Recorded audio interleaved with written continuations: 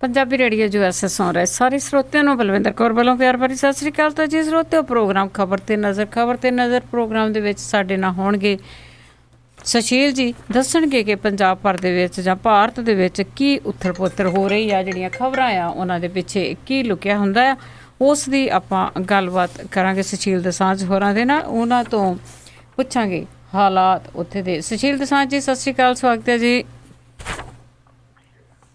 बहुत बहुत मेहरबानी बलविंदर जी। ते खबर ते नज़र प्रोग्राम विच असीं तुहाडे रूबरू हां पंजाबी रेडियो USA ते मैं चंडीगढ़ स्टूडियो तो सुशील दोसांझ, मेरे नाल ने बलविंदर जी।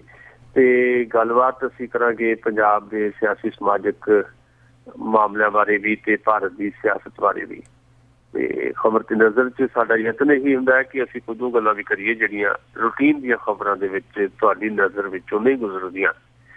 ते इस तरह दी गल्लां बातां दा सिलसिला शुरू करनगे बलविंदर जी।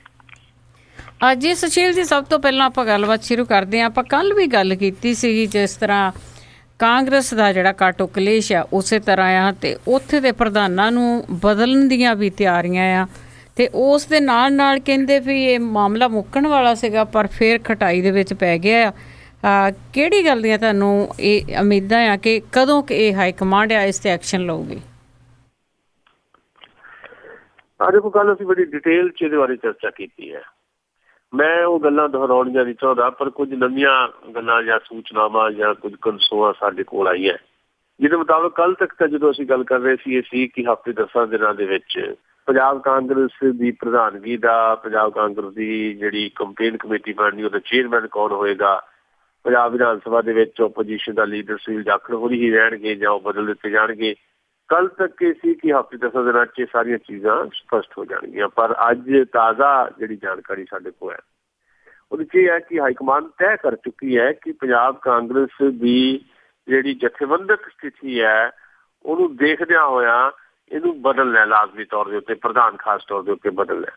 ਪਰ ਨਾਲ ਦੀ ਨਾਲ ਇਹ ਵੀ ਤੈਅ ਹੋ ਚੁੱਕਾ ਹੈ ਕਿ ਪ੍ਰਤਾਪ ਸਿੰਘ ਬਾਜਵਾ ਪ੍ਰਧਾਨ ਨਹੀਂ ਰਹਿਣਗੇ। ਇਹ ਵੀ ਤੈਅ ਹੋ ਚੁੱਕਾ ਹੈ ਕਿ ਉਹਨਾਂ ਦੀ ਥਾਂ ਤੇ ਕੈਪਟਨ ਅਮਰਿੰਦਰ ਨੂੰ ਵੀ ਪ੍ਰਧਾਨ ਨਹੀਂ ਲਾਇਆ ਜਾਣਾ, ਪ੍ਰਧਾਨ ਕਿਸੇ ਤੀਸਰੇ ਵਿਅਕਤੀ ਨੂੰ ਲਾਇਆ ਜਾਏਗਾ, ਉਹ ਸੁਨੀਲ ਜਾਖੜ ਤੋਂ ਲੈ ਕੇ ਮਨੀਸ਼ ਤਿਵਾੜੀ ਜਾਂ ਅੰਬਿਕਾ ਸੋਨੀ ਤੱਕ। ਪਰ ਨਾਲ ਦੀ ਨਾਲ ਇਹ ਖਬਰ ਆ ਰਹੀ ਹੈ ਕਿ ਇਹ ਬਿਹਾਰ ਦੀਆਂ ਚੋਣਾਂ ਤੱਕ ਇਹ ਮਾਮਲਾ ਟਲ ਸਕਦਾ ਹੈ। ਇਹ ਨਹੀਂ ਕਿ ਅਸੀਂ ਇਹ ਨਹੀਂ ਕਹਿੰਦੇ ਟਲ ਗਿਆ, ਟਲ ਸਕਦਾ। ਉਹਦੇ 'ਚ ਇਹ ਹੈ ਕਿ ਅੰਬਿਕਾ ਸੋਨੀ ਹਾਲੇ ਤਿਆਰ ਨਹੀਂ। ਅੰਬਿਕਾ ਸੋਨੀ ਲੋਕ ਸਭਾ ਦੀ ਚੋਣ ਲੜਨ ਵਾਸਤੇ ਵੀ ਤਿਆਰ ਨਹੀਂ ਸੀ। ਪੰਜਾਬ ਦੇ ਅਨੰਦਪੁਰ ਸਾਹਿਬ ਤੋਂ ਉਹਨਾਂ ਨੇ ਚੋਣ ਲੜੀ ਸੀ, ਹਾਰ ਗਏ ਸੀ। ਪਰ ਜਦੋਂ ਹਾਈਕਮਾਨ ਨੇ ਕਿਹਾ, ਜ਼ੋਰ ਦਿੱਤਾ ਕਿ ਤੁਸੀਂ ਚੋਣ ਲੜਨੀ ਹੈ, ਜਿੱਦਾਂ ਕੈਪਟਨ ਅਮਰਿੰਦਰ ਵੀ ਚੋਣ ਨਹੀਂ ਸੀ ਲੜਨਾ ਚਾਹੁੰਦੇ, ਪਰ ਹਾਈਕਮਾਨ ਨੇ ਕਿਹਾ ਕਿ ਤੁਸੀਂ ਅੰਮ੍ਰਿਤਸਰ ਚੋਣ ਲੜਨੀ ਹੈ, ਤੇ ਫਿਰ ਕੈਪਟਨ ਅਮਰਿੰਦਰ ਨੂੰ ਵੀ ਚੋਣ ਲੜਨੀ ਪਈ। ਏਦਾਂ ਹੀ ਅੰਬਿਕਾ ਸੋਨੀ ਨੇ ਵੀ ਚੋਣ ਲੜੀ। ਹੁਣ ਇਹ ਕਿਹਾ ਜਾ ਰਿਹਾ ਕਿ ਅੰਬਿਕਾ ਸੋਨੀ ਤਿਆਰ ਤਾਂ ਨਹੀਂ ਪ੍ਰਧਾਨ ਬਣਨ ਵਾਸਤੇ ਪੰਜਾਬ ਕਾਂਗਰਸ ਦੇ, ਪਰ ਜੇ ਹਾਈਕਮਾਨ ਜਾਂ ਸੋਨੀਆ ਗਾਂਧੀ, ਕਿਉਂਕਿ ਬਹੁਤ ਪਰਿਵਾਰਕ ਰਿਸ਼ਤੇ ਉਹਨਾਂ ਦੇ, ਸੋਨੀਆ ਗਾਂਧੀ ਹੋਰੀ ਜ਼ੋਰ ਦੇ ਕੇ ਕਹਿਣਗੇ ਤਾਂ ਫਿਰ ਅੰਬਿਕਾ ਸੋਨੀ ਇਨਕਾਰ ਨਹੀਂ ਕਰਨਗੇ, ਉਹਨਾਂ ਨੂੰ ਹੀ ਪੰਜਾਬ ਕਾਂਗਰਸ ਦਾ ਪ੍ਰਧਾਨ ਬਣਾਇਆ ਜਾਏਗਾ। ਇਹ 95% ਲਗਭਗ ਤੈਅ ਹੋ ਚੁੱਕਾ ਹੈ। ਪਰ ਬਿਹਾਰ ਦੀਆਂ ਚੋਣਾਂ ਤੱਕ ਇਹਨੂੰ ਟਾਲ ਦੇਣ ਦੀ ਸੰਭਾਵਨਾ ਬਣੀ ਹੋਈ ਹੈ, ਤਾਂ ਜੋ ਨਵੀਂ ਪ੍ਰਧਾਨਗੀ ਲਾ ਕੇ ਜਾਂ ਚੇਅਰਮੈਨ ਲਾ ਕੇ ਕੰਪੇਨ ਕਮੇਟੀ ਦਾ ਕੈਪਟਨ ਅਮਰਿੰਦਰ ਨੂੰ ਜਾਂ ਹੋਰ ਤਬਦੀਲੀਆਂ ਕਰਕੇ ਕੋਈ ਨਵਾਂ ਬਖੇੜਾ ਨਾ ਖੜਾ ਹੋ ਜਾਏ ਤੇ ਬਿਹਾਰ ਦੀਆਂ ਚੋਣਾਂ 'ਚ ਜਿਹੜਾ ਧਿਆਨ ਦੇਣਾ ਪਾਰਟੀ ਨੇ ਉਹਦੇ ਤੋਂ ਧਿਆਨ ਇੱਧਰ ਉੱਧਰ ਨਾ ਹੋ ਜਾਏ ਤੇ ਰਿਜ਼ਲਟ ਜਿਹੜੇ ਬਿਹਾਰ ਦੇ ਉਹ ਕਿਤੇ ਉਹਨਾਂ ਦੇ ਖਿਲਾਫ ਨਾ ਚਲੇ ਜਾਣ। ਇਹ ਸ਼ਾਇਦ ਇੱਕ ਨੀਤੀ ਹੁਣ ਹਾਈਕਮਾਨ ਨੇ ਤਿਆਰ ਕੀਤੀ ਹੈ। ਇੱਕ ਹੋਰ ਜਿਹੜੀ ਹੁਣੇ ਹੁਣੇ ਸਾਡੇ ਕੋਲ ਸੂਚਨਾ ਮਿਲੀ ਹੈ, ਜਿਹਦੀ ਪੁਸ਼ਟੀ ਨਹੀਂ ਹੈ, ਪਰ ਸਾਨੂੰ ਇਹ ਪਤਾ ਲੱਗਾ ਹੈ ਕਿ ਪ੍ਰਤਾਪ ਸਿੰਘ ਬਾਜਵਾ ਨੂੰ ਜਦੋਂ ਕੱਲ੍ਹ ਬੁਲਾਇਆ ਗਿਆ ਸੀ ਤੇ ਪ੍ਰਤਾਪ ਸਿੰਘ ਬਾਜਵਾ ਦੇ ਨਾਲ ਸਾਫ਼ ਤਰੀਕੇ ਨਾਲ ਗੱਲ ਕਰ ਲਈ ਗਈ ਹੈ ਕਿ ਤੁਸੀਂ ਹੁਣ ਪੰਜਾਬ ਕਾਂਗਰਸ ਦੇ ਪ੍ਰਧਾਨ ਨਹੀਂ ਰਹਿਣਾ ਤੇ ਤੁਹਾਨੂੰ ਕਿਸੇ ਹੋਰ ਥਾਂ ਐਡਜਸਟ ਕੀਤਾ ਜਾਏਗਾ, ਤੇ ਉਹਨਾਂ ਤੋਂ ਅਸਤੀਫਾ ਲੈ ਲਿਆ ਗਿਆ। ਖਬਰ ਹੈ ਕਿ ਪ੍ਰਤਾਪ ਸਿੰਘ ਬਾਜਵਾ ਨੇ ਅਸਤੀਫਾ ਦੇ ਦਿੱਤਾ, ਪਰ ਹਾਲੇ ਇਹਨੂੰ ਓਪਨਲੀ ਨਹੀਂ ਦੱਸਿਆ ਗਿਆ। ਹਾਲੇ ਇਹਦੇ ਤੇ ਕਿਸੇ ਕਿਸਮ ਦੀ ਪੁਸ਼ਟੀ ਨਹੀਂ ਹੈ, ਨਾ ਹੀ ਕੋਈ ਪ੍ਰੈਸ ਕਾਨਫਰੰਸ ਕਰਕੇ, ਨਾ ਖੁਦ ਪ੍ਰਤਾਪ ਸਿੰਘ ਬਾਜਵਾ ਨੇ ਇਹਦੇ ਤੇ ਚਰਚਾ ਕੀਤੀ ਹੈ, ਨਾ ਉਹਨਾਂ ਦੇ ਵਿਰੋਧੀਆਂ ਨੇ ਹਾਲੇ ਤੱਕ ਇਸ ਤਰ੍ਹਾਂ ਦੀ ਕੋਈ ਗੱਲ ਕੀਤੀ ਹੈ। ਪਰ ਇਹ ਖਬਰਾਂ ਆ ਰਹੀਆਂ ਕਿਤੇ ਅੰਦਰੋਂ ਛਣ ਕੇ ਆ ਰਹੀਆਂ ਕਿ ਪ੍ਰਤਾਪ ਸਿੰਘ ਬਾਜਵਾ ਆਪਣਾ ਰਿਜ਼ਾਈਨ ਦੇ ਆਏ ਹੈ, ਜੋ ਕਹਿ ਰਹੇ ਹੈ ਕਿ ਤੁਸੀਂ ਜਿਵੇਂ ਵੀ ਜਿੱਥੇ ਵੀ ਐਡਜਸਟ ਜਿਹਨੂੰ ਕਰਨਾ ਕਰ ਲਓ, ਮੈਂ ਪਾਰਟੀ ਦੇ ਨਾਲ ਹਾਂ। ਸੋ ਇਹ ਮਸਲਾ ਹੱਲ ਹੋਏਗਾ, ਪਰ ਇਹਦੇ ਤੇ ਹਾਲੇ ਕੁਝ ਦਿਨ ਲੱਗ ਸਕਦੇ ਆ। ਮੈਂ ਇਹ ਨਹੀਂ ਕਹਿੰਦਾ ਕਿ ਇਹ ਪੱਕੀ ਗੱਲ ਹੈ ਕਿ ਬਿਹਾਰ ਦੀਆਂ ਚੋਣਾਂ ਤੋਂ ਬਾਅਦ ਹੀ ਫੈਸਲਾ ਹੋਏਗਾ, ਹੋ ਸਕਦਾ 5-10 ਦਿਨਾਂ ਤੱਕ ਇਹ ਫੈਸਲਾ ਹੋ ਜਾਏ, ਪਰ ਜੋ ਕਨਸੋਆਂ ਉਹ ਇਹ ਦੱਸਦੀਆਂ ਕਿ ਸ਼ਾਇਦ ਹਾਲੇ ਇਸ ਮਸਲੇ ਨੂੰ ਇੱਦਾਂ ਰੱਖਣਾ ਚਾਹੁੰਦੀ ਹਾਈਕਮਾਨ ਤੇ ਬਿਹਾਰ ਦੀਆਂ ਚੋਣਾਂ ਤੋਂ ਬਾਅਦ ਇਸ ਮਸਲੇ ਨੂੰ ਹੱਲ ਕੀਤਾ ਜਾਏਗਾ। ਜੀ ਜੀ ਬਿਲਕੁਲ। ਤੇ ਅੱਗੇ ਆਪਾਂ ਕੱਲ ਵੀ ਗੱਲ ਕੀਤੀ ਸੀਗੀ ਮਨਪ੍ਰੀਤ ਦੀ, ਕਿ ਮਨਪ੍ਰੀਤ ਨੇ ਮਨ ਬਣਾ ਲਿਆ ਕਾਂਗਰਸ ਦੇ ਵਿੱਚ ਜਾਣ ਦਾ, ਤੇ ਅਜੇ ਵੀ ਉਸ ਦੀਆਂ ਤਰੀਕਾਂ ਹੈਗੀਆਂ। 8 ਤਰੀਕ ਨੂੰ ਉਸਨੇ ਫੈਸਲਾ ਕਰਨਾ ਆ, ਮੀਟਿੰਗ ਕਰਨੀ ਆ ਕਿ ਮੈਂ ਆਪਣੀ ਪਾਰਟੀ ਛੱਡੂੰਗਾ ਜਾਂ ਵਿੱਚ ਜਾਊਂਗਾ। ਜੋ ਤਾਜ਼ਾ ਜਾਣਕਾਰੀ ਆਈ ਹੈ, ਮਨਪ੍ਰੀਤ ਬਾਦਲ ਹੋਰਾਂ ਨੇ, ਜਿੱਦਾਂ ਤੁਸੀਂ ਜ਼ਿਕਰ ਕੀਤਾ ਕਿ ਅਸੀਂ ਕੱਲ ਥੋੜਾ ਜਿਹਾ ਜ਼ਿਕਰ ਕੀਤਾ ਸੀ ਕਿ ਉਹਨਾਂ ਦਾ ਮਨ ਬਣ ਗਿਆ ਕਿ ਉਹ ਹੁਣ ਆਪਣੀ ਕਾਂਗਰਸ ਪਾਰਟੀ ਵਿੱਚ ਚਲੇ ਜਾਣਗੇ। ਸਿਰਫ ਇੱਕੋ ਦੁਵਿਧਾ ਹੈ ਵੀ ਕਾਂਗਰਸ ਪਾਰਟੀ ਦੇ ਨਾਲ ਤਾਲਮੇਲ ਕਿਸ ਕਿਸਮ ਦਾ ਰੱਖਿਆ ਜਾਏ। ਕੀ ਕਾਂਗਰਸ ਪਾਰਟੀ ਦੇ ਨਾਲ ਇੱਕ ਪਾਰਟੀ ਦੇ ਤੌਰ ਦੇ ਉੱਤੇ ਤਾਲਮੇਲ ਰੱਖਿਆ ਜਾਏ ਕਿ ਸਾਡੀ ਪਾਰਟੀ ਵੱਖਰੀ ਹੈ, ਅਸੀਂ ਕਾਂਗਰਸ ਦੇ ਨਾਲ ਜਾ ਰਹੇ, ਜਿੱਦਾਂ ਪਿਛਲੀਆਂ ਚੋਣਾਂ ਦੇ ਵਿੱਚ ਜੋ ਮਨਪ੍ਰੀਤ ਬਾਦਲ ਨੇ ਇਕੱਲੇ ਲੜੇ ਸੀ ਪੀਪਲਜ਼ ਪਾਰਟੀ ਦੇ ਨਾਂ ਤੇ, ਉਹਨਾਂ ਚੋਣਾਂ ਤੋਂ ਪਹਿਲਾਂ ਵੀ ਕਾਂਗਰਸ ਪਾਰਟੀ ਨੇ ਕੋਸ਼ਿਸ਼ ਕੀਤੀ ਸੀ ਵੀ ਮਨਪ੍ਰੀਤ ਬਾਦਲ ਸਾਡੇ ਨਾਲ ਆ ਜਾਣ, ਪਰ ਮਨਪ੍ਰੀਤ ਬਾਦਲ ਉਦੋਂ ਉਹਨਾਂ ਨਾਲ ਨਹੀਂ ਸੀ ਗਏ। ਮਨਪ੍ਰੀਤ ਬਾਦਲ ਜੇ ਉਹਨਾਂ ਨਾਲ ਉਦੋਂ ਚਲੇ ਜਾਂਦੇ ਤੇ ਸ਼ਾਇਦ ਮਨਪ੍ਰੀਤ ਬਾਦਲ ਦੇ ਹਿੱਸੇ ਵੀ 8-10 ਸੀਟਾਂ ਆ ਜਾਂਦੀਆਂ ਤੇ ਜਿਹੜੀ ਅੱਜ ਸ਼੍ਰੋਮਣੀ ਅਕਾਲੀ ਦਲ ਬੀਜੇਪੀ ਦੀ ਸਰਕਾਰ ਹੈ ਉਹ ਨਹੀਂ ਸੀ ਹੋਣੀ, ਤੇ ਕਾਂਗਰਸ ਦੀ ਤੇ ਪੀਪਲਜ਼ ਪਾਰਟੀ ਦੀ ਸਾਂਝੀ ਸਰਕਾਰ ਹੋਣੀ ਸੀ। ਪਰ ਉਦੋਂ ਮਨਪ੍ਰੀਤ ਬਾਦਲ ਇਹ ਸਟੈਂਡ ਲੈ ਰਹੇ ਸੀ ਕਿ ਮੈਂ ਤਾਂ ਕਾਂਗਰਸ ਤੇ ਅਕਾਲੀਆਂ ਤੋਂ ਬਰਾਬਰ ਦੀ ਦੂਰੀ ਤੇ ਖੜਾ ਤੇ ਮੈਂ ਤਾਂ ਭਗਤ ਸਿੰਘ ਦੇ ਸੁਪਨਿਆਂ ਨੂੰ ਜਿਹੜਾ ਅੱਗੇ ਲੈ ਕੇ ਜਾਣਾ ਚਾਹੁੰਦਾ। ਉਦੋਂ ਉਹਨਾਂ ਦੀ ਇਹ ਸੋਚ ਸੀ, ਜਾਂ ਭਾਵੇਂ ਉਹ ਸੋਚ ਉਹਨਾਂ ਦੇ ਵਿਚਾਰਾਂ 'ਚ ਨਾ ਹੋਵੇ, ਪਰ ਓਪਨਲੀ ਏਦਾਂ ਦੀਆਂ ਗੱਲਾਂ ਉਹ ਕਰਦੇ ਸੀ। ਪਰ ਬਾਅਦ ਵਿੱਚ ਜਿਹੜੇ ਨਤੀਜੇ ਆਏ, ਉਹ ਨਤੀਜੇ ਮਨਪ੍ਰੀਤ ਬਾਦਲ ਦੇ ਖਿਲਾਫ ਆਏ, ਉਹਨਾਂ ਦੀ ਪਾਰਟੀ ਦੇ ਖਿਲਾਫ ਆਏ। ਈਵਨ ਮਨਪ੍ਰੀਤ ਬਾਦਲ ਆਪਣੀ ਸੀਟ ਵੀ ਨਹੀਂ ਜਿੱਤ ਸਕੇ। ਉਸ ਤੋਂ ਬਾਅਦ ਫਿਰ ਪੀਪਲਜ਼ ਪਾਰਟੀ ਦਾ ਆਮ ਆਦਮੀ ਪਾਰਟੀ ਨਾਲ ਰਿਸ਼ਤਾ ਜੁੜਨ ਦੀਆਂ ਗੱਲਾਂ ਚੱਲੀਆਂ, ਪਰ ਅਰਵਿੰਦ ਕੇਜਰੀਵਾਲ ਵੱਲੋਂ ਕਿਹਾ ਗਿਆ ਕਿ ਤੁਸੀਂ ਆਪਣੀ ਪਾਰਟੀ ਮਰਜ ਕਰੋ ਆਮ ਆਦਮੀ ਪਾਰਟੀ 'ਚ। ਇਹਦੇ ਤੇ ਉਦੋਂ ਮਨਪ੍ਰੀਤ ਬਾਦਲ ਨਹੀਂ ਮੰਨੇ। ਫਿਰ ਲੋਕ ਸਭਾ ਚੋਣਾਂ ਦੇ ਵਿੱਚ ਮਨਪ੍ਰੀਤ ਬਾਦਲ ਨੂੰ ਮਜਬੂਰੀ ਦੇ ਵਿੱਚ ਕਾਂਗਰਸ ਪਾਰਟੀ ਦੀ ਚੋਣ ਨਿਸ਼ਾਨ ਤੇ ਸੀਟ ਲੜਨੀ ਪਈ ਬਠਿੰਡੇ ਵਾਲੀ, ਜਿਹਦੇ ਤੋਂ ਆਪਣੀ ਭਰਜਾਈ ਦੇ ਹੱਥੋਂ ਹਾਰ ਗਏ। ਇਹ ਇੱਕ ਬਹੁਤ ਬਰੀਫ ਜੀ ਹਿਸਟਰੀ ਆ ਮਨਪ੍ਰੀਤ ਬਾਦਲ ਦੇ ਅਕਾਲੀ ਦਲ ਤੋਂ ਵੱਖ ਹੋਣ ਤੋਂ ਬਾਅਦ ਹੁਣ ਤੱਕ ਦੀ। ਹੁਣ ਉਹਨਾਂ ਕੋਲ ਰਸਤਾ ਕੀ ਹੈ? ਉਹ ਰਸਤਾ ਜਿੱਦਾਂ ਅਸੀਂ ਕੱਲ ਜ਼ਿਕਰ ਕਰਦੇ ਸੀ, ਇੱਕ ਬਚਦਾ ਵੀ ਉਹ ਕਾਂਗਰਸ ਪਾਰਟੀ ਦੇ ਨਾਲ ਜਾਣ। ਪਰ ਜਾਣ ਕਿੱਦਾਂ? ਕੀ ਆਪਣੀ ਪਾਰਟੀ ਨੂੰ ਮਰਜ ਕਰਕੇ ਜਾਣ, ਆਪਣੀ ਪਾਰਟੀ ਭੰਗ ਕਰ ਦੇਣ, ਫਿਰ ਉੱਧਰ ਜਾਣ ਸਾਰੀ ਪਾਰਟੀ ਲੈ ਕੇ, ਜਿੱਦਾਂ ਲੋਕ ਭਲਾਈ ਵਾਲੇ ਬਲਵੰਤ ਸਿੰਘ ਰਾਮੂ ਵਾਲਿਆਂ ਨੇ ਆਪਣੀ ਪਾਰਟੀ ਬਕਾਇਦਾ ਮਰਜ ਕੀਤੀ ਸ਼੍ਰੋਮਣੀ ਅਕਾਲੀ ਦਲ, ਜਾਂ ਪਾਰਟੀ ਦੀ ਹੋਂਦ ਕਾਇਮ ਰੱਖਣ ਤੇ ਇੱਕ ਭਾਈਵਾਲੀ ਕਰਨ ਕਾਂਗਰਸ ਪਾਰਟੀ ਦੇ ਨਾਲ, ਜਿਹਦਾ ਬੀਜੇਪੀ ਤੇ ਅਕਾਲੀਆਂ ਦੀ ਚੱਲ ਰਹੀ ਹੈ। ਇਹ ਦੁਵਿਧਾ ਜਿਹੜੀ ਹੈ, ਇਹ ਦੁਵਿਧਾ ਅਸਲ ਦੇ ਵਿੱਚ ਉਹਨਾਂ ਦੇ ਮਨ ਦੇ ਵਿੱਚ ਬਹੁਤੀ ਨਹੀਂ ਹੈ। ਇਹ ਦੁਵਿਧਾ ਉਹਨਾਂ ਦੇ ਹੇਠਲੇ ਜਿੰਨੇ ਕੁ ਵੀ ਲੋਕ ਉਹਨਾਂ ਨਾਲ ਹੈ ਉਹਨਾਂ ਦੇ ਮਨ 'ਚ ਹੈ। ਉਸ ਦੁਵਿਧਾ ਨੂੰ ਦੂਰ ਕਰਨ ਵਾਸਤੇ ਮਨਪ੍ਰੀਤ ਬਾਦਲ ਨੇ ਜਨਰਲ ਬਾਡੀ ਦੀ ਮੀਟਿੰਗ ਕਾਲ ਕੀਤੀ 8 ਤਰੀਕ ਨੂੰ ਚੰਡੀਗੜ੍ਹ ਦੇ ਵਿੱਚ। ਉਸ ਮੀਟਿੰਗ 'ਚ ਫੈਸਲਾ ਕਰਵਾ ਲੈਣਾ ਉਹਨਾਂ ਨੇ ਕਿ ਆਪਾਂ ਆਪਣੀ ਪਾਰਟੀ ਨੂੰ ਮਰਜ ਕਰ ਲਈਏ, ਕਿਉਂਕਿ ਪਿਛਲੇ ਦਿਨਾਂ ਦੇ ਵਿੱਚ ਕੁਝ ਸੰਕੇਤ ਮਿਲੇ ਜਿਸ ਤੋਂ ਲੱਗਦਾ ਹੈ ਕਿ ਮਨਪ੍ਰੀਤ ਬਾਦਲ ਨੂੰ ਹੁਣ ਕਾਂਗਰਸ 'ਚ ਆਪਣੀ ਪਾਰਟੀ ਭੰਗ ਕਰਕੇ ਕਾਂਗਰਸ ਜਾਣ ਤੋਂ ਕੋਈ ਬਹੁਤਾ ਗੁਰੇਜ਼ ਨਹੀਂ ਰਹਿਣਾ, ਕਿਉਂਕਿ ਉਹ ਰਾਹੁਲ ਗਾਂਧੀ ਨੂੰ ਵੀ ਮਿਲ ਚੁੱਕੇ ਹੈ ਤੇ ਰਾਹੁਲ ਗਾਂਧੀ ਵੱਲੋਂ ਵੀ ਭਰੋਸਾ ਦਿੱਤਾ ਗਿਆ ਤੇ 4 ਦਿਨ ਪਹਿਲਾਂ ਕੈਪਟਨ ਅਮਰਿੰਦਰ ਵੱਲੋਂ ਵੀ ਇਹ ਕਿਹਾ ਗਿਆ ਕਿ ਜੇ ਮਨਪ੍ਰੀਤ ਬਾਦਲ ਆਉਂਦੇ ਆ ਕਾਂਗਰਸ ਦਾ, ਅਸੀਂ ਸਵਾਗਤ ਕਰਦੇ ਹਾਂ। ਸੋ ਮੈਨੂੰ ਲੱਗਦਾ ਸਿਰਫ ਇੱਕ ਖਾਨਾ ਪੂਰਤੀ ਫੁਲਝਾਰੀ ਹੈ। 8 ਤਰੀਕ ਨੂੰ ਮਨਪ੍ਰੀਤ ਬਾਦਲ ਜਿਹੜੇ ਹੈ ਉਹ ਮੀਟਿੰਗ ਜਿਹੜੀ ਕਰ ਰਹੇ ਆ, ਉਸ ਮੀਟਿੰਗ 'ਚ ਇੱਕ ਖਾਨਾ ਪੂਰਤੀ ਕਰਨੀ ਹੈ, ਆਪਣੇ ਨਾਲ ਜਿਹੜੇ ਲੋਕ ਆ ਉਹਨਾਂ ਨੂੰ ਵਿਸ਼ਵਾਸ 'ਚ ਲੈਣਾ ਹੈ ਤੇ ਫਿਰ ਕਿਸੇ ਦਿਨ ਇੱਕ ਵੱਡਾ ਇਕੱਠ ਕਰਕੇ, ਜਿੱਦਾਂ ਰਾਮੂ ਵਾਲੀਏ ਨੇ ਕੀਤਾ ਸੀ, ਉਸ ਇਕੱਠ 'ਚ ਕੈਪਟਨ ਅਮਰਿੰਦਰ ਜਾਂ ਜਿਹਨੂੰ ਵੀ ਪਾਰਟੀ ਦੇ ਪ੍ਰਧਾਨ ਲਾਉਣਗੇ ਨਵੇਂ ਕਾਂਗਰਸ ਹਾਈ ਕਮਾਨ ਵਾਲੇ, ਉਹਨਾਂ ਨੂੰ ਬੁਲਾ ਕੇ ਤੇ ਆਪਣੇ ਆਪ ਨੂੰ ਪੂਰੀ ਤਰ੍ਹਾਂ ਆਪਣੀ ਪਾਰਟੀ ਨੂੰ ਭੰਗ ਕਰਕੇ ਕਾਂਗਰਸ ਸ਼ਾਮਲ ਹੋਣ ਦਾ ਐਲਾਨ ਕਰ ਸਕਦੇ ਆ। ਔਰ ਸਾਰਥਕ ਇਹਦਾ ਕੀ ਨਿਕਲਿਆ? ਸਾਰਥਕ ਇਹਦਾ ਇਹ ਨਿਕਲਿਆ ਕਿ ਤੁਸੀਂ ਇੱਕ ਬਦਲਵੀਂ ਰਾਜਨੀਤੀ ਦਾ ਨਾਅਰਾ ਦੇ ਕੇ, ਇੱਕ ਲੋਕਾਂ ਨੂੰ ਸੁਪਨਾ ਦੇ ਕੇ ਸ਼੍ਰੋਮਣੀ ਅਕਾਲੀ ਦਲ ਤੋਂ ਬਾਹਰ ਆਏ ਸੀ ਤੇ ਉਹ ਰਾਜਨੀਤੀ ਕਰਨ ਦੀ ਥਾਂ ਦੇ ਉੱਤੇ ਉਸੇ ਰਾਜਨੀਤੀ 'ਚ ਵਾਪਸ ਚਲੇ ਗਏ ਹੋ, ਕਿਉਂਕਿ ਅਕਾਲੀ ਦਲ ਤੇ ਕਾਂਗਰਸ ਪਾਰਟੀ ਇਹਨਾਂ ਦੇ ਜਮਾਤੀ ਖਾਤੇ 'ਚ ਕੋਈ ਫਰਕ ਨਹੀਂ ਹੈ ਤੇ ਇਹਨਾਂ ਦੇ ਜਮਾਤੀ ਕਿਰਦਾਰ ਦੇ ਵਿੱਚ ਵੀ, ਇਹਨਾਂ ਦੇ ਪੋਲੀਟੀਕਲ ਕਰੈਕਟਰ ਦੇ ਵਿੱਚ ਵੀ ਕੋਈ ਫਰਕ ਨਹੀਂ ਹੈ ਜੀ। ਅਜੀ ਤੇ ਅੱਗੇ ਆਪਾਂ ਗੱਲ ਕਰੀਏ ਬੀਜੇਪੀ ਦੇ ਪੰਜਾਬ ਦੇ ਪ੍ਰਧਾਨ ਕਮਲ ਸ਼ਰਮਾ, ਉਹਨਾਂ ਦੇ ਵੀ ਕਹਿੰਦੇ ਭਵਿੱਖ ਦੇ ਉੱਤੇ ਜਿਹੜੇ ਕਾਲੇ ਬੱਦਲ ਆ ਉਹ ਛਾ ਰਹੇ ਆ ਤੇ ਪਤਾ ਲੱਗਾ ਕਿ ਉਹਨਾਂ ਦੀ ਵੀ ਛੁੱਟੀ ਹੋਣ ਵਾਲੀ ਹੈ। ਕਮਲ ਸ਼ਰਮਾ ਨੂੰ ਇਹ ਉਮੀਦ ਸੀ ਕਿ ਸ਼ਾਇਦ ਉਹਨਾਂ ਨੂੰ ਐਕਸਟੈਂਸ਼ਨ ਮਿਲ ਜਾਏਗੀ as a president. Kamal Sharma Bharatiya Janata party ਦੇ ਪ੍ਰਧਾਨ ਹੈ। ਕਈ ਵਾਰ ਬਹੁਤ ਸਾਰੇ ਸ਼੍ਰੋਮਣੀ ਅਕਾਲੀ ਦਲ ਤੇ ਭਾਰਤੀ ਜਨਤਾ ਪਾਰਟੀ ਦੇ ਰਿਸ਼ਤਿਆਂ ਦੇ ਵਿੱਚ ਜਿਹੜੇ ਬਣਦੇ ਵਿਗੜਦੇ ਹਾਲਾਤ ਹੈ ਉਹਦੇ 'ਚ ਉਹਨਾਂ ਵੱਲੋਂ ਕਈ ਵਾਰ ਬੜੇ ਸਖਤ ਕਿਸਮ ਦੇ ਬਿਆਨ ਵੀ ਦਿੱਤੇ ਜਾਂਦੇ ਰਹੇ ਆ। ਪਰ ਜਦੋਂ ਤੋਂ ਕੁਝ ਲੋਕ ਉਹਨਾਂ ਦੇ ਜ਼ਿਲ੍ਹੇ ਦੇ, ਫਿਰੋਜ਼ਪੁਰ ਜ਼ਿਲ੍ਹੇ ਦੇ ਕੁਝ ਲੋਕ ਜਿਹੜੇ ਉਹਨਾਂ ਦੇ ਕੇਵਲ ਲੋਕ ਨਹੀਂ, ਜਿਹੜੇ ਉਹਦੀ ਪਾਰਟੀ ਦੇ ਨਾਲ ਹੈ ਜਾਂ ਪਾਰਟੀ ਦੇ ਵਿੱਚ ਅਹੁਦੇਦਾਰ ਹੈ, ਉਹਨਾਂ ਤੇ ਕੁਝ ਦੋਸ਼ ਲੱਗਣੇ ਸ਼ੁਰੂ ਹੋਏ ਤੇ ਫਿਰ ਕੁਝ ਗੱਲਾਂ ਸਾਹਮਣੇ ਆਈਆਂ, ਜਿਵੇਂ ਬਕਾਇਦਾ ਕਮਲ ਸ਼ਰਮਾ ਦਾ ਜਿਹੜਾ ਪਰਸਨਲ ਸੈਕਟਰੀ ਹੈ ਜਸਪਾਲ ਸਿੰਘ ਉਰਫ ਜਿੰਮੀ ਸੰਧੂ, ਉਹਦੇ ਖਿਲਾਫ ਸਮਗਲਰਾਂ ਦੀ ਮਦਦ ਦੇ ਇਲਜ਼ਾਮ ਲੱਗੇ। ਗੈਰ ਕਾਨੂੰਨੀ ਹਥਿਆਰ ਤੇ ਕਰੰਸੀ ਰੱਖਣ ਦੇ ਦੋਸ਼ 'ਚ ਉਹਦੇ ਖਿਲਾਫ ਕੇਸ ਦਰਜ ਹੋ ਗਿਆ। ਫਿਰ ਫਿਰੋਜ਼ਪੁਰ ਜ਼ਿਲ੍ਹਾ ਬੀਜੇਪੀ ਦਾ ਪ੍ਰਧਾਨ ਜੁਗਰਾਜ ਸਿੰਘ ਕਟੋਰਾ, ਉਹਦੇ ਤੇ ਵੀ ਦੋਸ਼ ਲੱਗੇ, ਜਿਨ੍ਹਾਂ ਨੂੰ ਬਕਾਇਦਾ ਕਮਲ ਸ਼ਰਮਾ ਦੀ ਸਿਫਾਰਿਸ਼ ਤੇ ਫਿਰੋਜ਼ਪੁਰ ਮਾਰਕੀਟ ਕਮੇਟੀ ਦਾ ਚੇਅਰਮੈਨ ਲਾਇਆ ਗਿਆ ਸੀ। ਤੇ ਏਦਾਂ ਹੀ ਕਮਲ ਸ਼ਰਮਾ ਦਾ ਇੱਕ ਹੋਰ ਨੇੜਲਾ ਬੰਦਾ ਲਖਵਿੰਦਰ ਸਿੰਘ ਲੱਖਾ, ਉੱਥੇ ਵੀ ਕੇਸ ਦਰਜ ਹੋਇਆ ਕਿ ਉਹਨੇ 14 ਲੱਖ ਰੁਪਏ ਦੀ ਬਕਾਇਦਾ ਇੱਕ ਰਿਸ਼ਵਤ ਤੇ ਕਿਸੇ ਪਾਸੇ ਲਈ, ਜਿਸ ਪੁਲਿਸ ਵੀ ਇਨਵੋਲਵ ਹੈ ਕਿ DSP ਦਾ ਨਾਮ ਵੀ ਉਹ 'ਚ ਬੋਲਿਆ। ਇਹਨਾਂ ਤਿੰਨਾਂ ਨੂੰ ਬਚਾਉਣ ਦੀ ਪੂਰੀ ਕੋਸ਼ਿਸ਼ ਕੀਤੀ ਜਾਂਦੀ ਰਹੀ, ਪਰ ਉਹਦੇ ਬਾਵਜੂਦ ਉਹਨਾਂ ਤੇ ਕੇਸ ਦਰਜ ਹੋ ਰਹੇ ਆ, ਪਰਚੇ ਦਰਜ ਹੋ ਰਹੇ ਆ। ਤੇ ਜਦੋਂ ਇਹ ਮਾਮਲੇ ਆਏ ਕਿ ਕੁਝ ਲੋਕ ਫੜੇ ਗਏ, ਹੋਰ ਰਾਜਸਥਾਨ 'ਚ ਵੀ ਕੁਝ ਸਮਗਲਿੰਗ ਕਰਦੇ ਹੋਏ ਅਫੀਮ ਦੇ ਨਾਲ, ਪੋਸਟ ਦੇ ਨਾਲ, ਤੇ ਉਹ ਵੀ ਕਮਲ ਸ਼ਰਮਾ ਦੇ ਬੰਦੇ ਦੱਸੇ ਗਏ। ਤੇ ਉਹਦੇ ਤੋਂ ਬਾਅਦ ਕਮਲ ਸ਼ਰਮਾ ਦੀ ਜਿਹੜਾ ਰੁਤਬਾ ਆ ਐਜ਼ ਏ ਪ੍ਰੈਜ਼ੀਡੈਂਟ, ਉਹਦਾ ਅਕਸ ਬਹੁਤ ਧੁੰਦਲਾ ਹੋ ਗਿਆ। ਤੇ ਕਮਲ ਸ਼ਰਮਾ ਜਿਹਨੂੰ ਉਮੀਦ ਸੀ, ਜਦੋਂ ਅਸੀਂ ਪਿਛਲੇ ਦਿਨਾਂ 'ਚ ਗੱਲਾਂ ਕੀਤੀਆਂ ਵੀ ਨਵਜੋਤ ਸਿੰਘ ਸਿੱਧੂ ਨੂੰ ਵੀ ਪੰਜਾਬ ਬੀਜੇਪੀ ਦਾ ਪ੍ਰੈਜ਼ੀਡੈਂਟ ਬਣਾਇਆ ਜਾ ਸਕਦਾ ਇਸ ਹਾਲਤ ਵਿੱਚ ਜੇ ਅਕਾਲੀ ਦਲ ਤੇ ਬੀਜੇਪੀ ਦਾ ਰਿਸ਼ਤਾ ਟੁੱਟ ਜਾਵੇ। ਉਦੋਂ ਵੀ ਅਸੀਂ ਗੱਲ ਕਰਦੇ ਰਹੇ ਹਾਂ ਕਿ ਕਮਲ ਸ਼ਰਮਾ ਤੇ ਨਵਜੋਤ ਸਿੰਘ ਸਿੱਧੂ ਕੈਂਡੀਡੇਟ ਬਰਾਬਰ ਦੇ ਲਗਭਗ ਲੱਗਦੇ ਆ। ਕਮਲ ਸ਼ਰਮਾ ਇਹਦੇ 'ਚ ਬਾਜ਼ੀ ਮਾਰ ਸਕਦੇ ਆ ਜੇ ਬੀਜੇਪੀ ਅਕਾਲੀ ਦਲ ਇਕੱਠੇ ਰਹਿੰਦੇ ਆ, ਤੇ ਕਮਲ ਸ਼ਰਮਾ ਨੂੰ ਐਕਸਟੈਂਸ਼ਨ ਮਿਲ ਸਕਦੀ ਹੈ ਐਜ਼ ਏ ਪ੍ਰੈਜ਼ੀਡੈਂਟ। ਪਰ ਇਹ ਨਵੇਂ ਮਸਲੇ ਜਿਹੜੇ ਸਾਡੇ ਸਾਹਮਣੇ ਆ ਗਏ, ਜਿਹਦੇ 'ਚ ਵੀ ਪਤਾ ਲੱਗ ਗਿਆ ਕਿ ਹਮਾਮ ਸਾਰੇ ਦੰਗੇ ਹੈ। ਵੀ ਸਿਆਸੀ ਲੀਡਰਸ਼ਿਪ ਦੇ ਵਿੱਚ ਜਿੰਨਾ ਵੀ ਆਪਣੇ ਆਪ ਨੂੰ ਤੁਸੀਂ ਕਹਿ ਲਓ ਵੀ ਦੁੱਧ ਧੋਤਾ ਸਾਬਤ ਕਰਨ ਦੀ ਕੋਸ਼ਿਸ਼ ਕਰੋ, ਪਰ ਤੁਸੀਂ ਖੁਦ ਵੀ ਇਸ ਡਰੱਗ ਦਾ ਖਾਸ ਤੌਰ ਦੇ ਉੱਤੇ ਕਾਰੋਬਾਰ ਜਿਹੜਾ ਉਹਦੇ ਵਿੱਚ ਕਿਤੇ ਨਾ ਕਿਤੇ ਤੁਹਾਡੀ ਇਨਵੋਲਵਮੈਂਟ ਦਿਖਾਈ ਦਿੰਦੀ ਹੈ। ਜਿਹੜੀ ਗੱਲ ਅਸੀਂ ਲਗਾਤਾਰ ਕਹੀ ਹੈ ਵੀ ਪੰਜਾਬ ਦੀ ਜਿਹੜੀ ਡਰੱਗ ਦੀ ਪ੍ਰੋਬਲਮ ਹੈ, ਇਹ ਕੇਵਲ ਸਮਗਲਰਾਂ ਕਰਕੇ ਨਹੀਂ ਹੈ।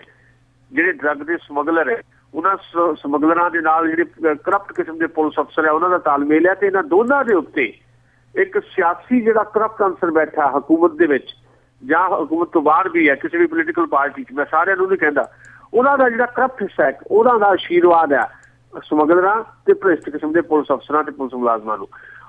ਇਹ ਤਿੰਨਾਂ ਦਾ ਜਿਹੜਾ ਇੱਕ ਨਾਪਾਕ ਕਿਸਮ ਦਾ ਗੱਠਜੋੜ ਹੈ, ਉਹ ਗੱਠਜੋੜ ਪੰਜਾਬ ਨੂੰ ਬਰਬਾਦ ਕਰ ਰਿਹਾ ਹੈ। ਤੇ ਹੁਣ ਕਮਲ ਸ਼ਰਮਾ ਦਾ ਨਾਂ ਜਦੋਂ ਬੋਲਿਆ, ਭਾਵੇਂ ਸਫਾਈਆਂ ਜਿੰਨੀਆਂ ਮਰਜ਼ੀ ਦੇਈ ਜਾਣ, ਪਰ ਉਹਨਾਂ ਦੇ ਨੇੜਲੇ ਲੋਕ ਫੜੇ ਗਏ ਹੈ। ਇਸ ਕਰਕੇ ਕਮਲ ਸ਼ਰਮਾ ਨੂੰ ਉਹਨਾਂ ਦੀ ਟਰਮ ਪੂਰੀ ਹੋਣ ਤੋਂ ਪਹਿਲਾਂ, ਜਨਵਰੀ 'ਚ ਉਹਨਾਂ ਦੀ ਟਰਮ ਪੂਰੀ ਹੋ ਰਹੀ ਆ, ਹੋ ਸਕਦਾ ਅਕਤੂਬਰ ਵਿੱਚ ਹੀ ਉਹਨਾਂ ਨੂੰ ਹਟਾ ਕੇ ਕੋਈ ਨਵਾਂ ਪ੍ਰਧਾਨ ਬੀਜੇਪੀ ਲਾ ਦੇਵੇ, ਤਾਂ ਜੋ ਬੀਜੇਪੀ ਆਪਣਾ ਅਕਸ ਸੁਧਾਰ ਸਕੇ। ਏਦਾਂ ਦੀ ਕੋਸ਼ਿਸ਼ ਪੰਜਾਬ ਦੇ ਵਿੱਚ ਹੋ ਸਕਦੀ ਹੈ, ਜਿਹਦੇ ਤੋਂ ਇਹ ਸੰਭਾਵਨਾ ਬਣ ਗਈ ਹੈ ਕਿ ਭਾਰਤੀ ਜਨਤਾ ਪਾਰਟੀ ਵੀ ਆਉਣ ਵਾਲੇ ਸਮੇਂ ਵਿੱਚ ਬਹੁਤ ਮੁਸ਼ਕਲ ਹਾਲਾਤ ਵਿੱਚ ਫਸਣ ਵਾਲੀ ਹੈ। ਕਿਉਂਕਿ ਲੋਕ ਇਹ ਪੁੱਛਣਗੇ ਵੀ ਤੁਸੀਂ ਤਾਂ ਇੱਕ ਪੰਜਾਬ ਦੇ ਵਿੱਚ ਐਜੂਕੇਸ਼ਨ ਸ਼ੁਰੂ ਕਰਨ ਵਾਲੇ ਸੀ ਡਰੱਗ ਦੇ ਖਿਲਾਫ, ਖੁਦ ਤੁਹਾਡੇ ਪ੍ਰਧਾਨ ਦੇ ਨੇੜਲੇ ਬੰਦਿਆਂ ਦੇ ਉੱਤੇ ਦੋਸ਼ ਲੱਗ ਰਹੇ, ਇਹਦਾ ਕੀ ਤੁਹਾਡੇ ਕੋਲ ਜਵਾਬ ਹੈ? ਜੀ ਬਿਲਕੁਲ। ਤੇ ਅੱਗੇ ਆਪਾਂ ਕਰੀਏ ਜੀ, ਪੰਜਾਬ ਦੇ ਵਿੱਚੋਂ ਔਰਤਾਂ ਦੇ ਨਾਲ ਜਬਰ ਜਨਾਹ ਦੀਆਂ ਜਿਹੜੀਆਂ ਖਬਰਾਂ ਹੈ, ਉਹ ਲਗਾਤਾਰ ਉਸੇ ਤਰ੍ਹਾਂ ਆਏ ਰਹੀਆਂ ਕਿ ਉਹਨਾਂ ਨਾਲ ਜਬਰ ਜਨਾਹ ਕਰਕੇ ਉਹਨਾਂ ਨੂੰ ਕਦੀ ਨਹਿਰ 'ਚ ਰੋੜ ਦਿੱਤਾ, ਕਦੀ ਖੂਹ ਖਾਤੇ ਸਿੱਟ ਦਿੱਤਾ। ਕੀ ਸਰਕਾਰ ਇਸ ਲਈ ਥੋੜ੍ਹੀ ਬਹੁਤੀ ਅਸੀਸ ਦਿਸਦੀ ਕਿ ਨਹੀਂ? ਦੇਖੋ, ਇਹ ਵੱਡੇ ਮਸਲੇ ਨੇ, ਪਰ ਹੈਰਾਨੀ ਦੇ ਨਾਲ ਪਰੇਸ਼ਾਨੀ ਵੀ ਹੈ ਤੇ ਬੜਾ ਅਫਸੋਸਨਾਕ ਵੀ ਹੈ ਕਿ ਸਰਕਾਰ ਦੀ ਇੱਧਰ ਨਜ਼ਰ ਨਹੀਂ ਹੈ।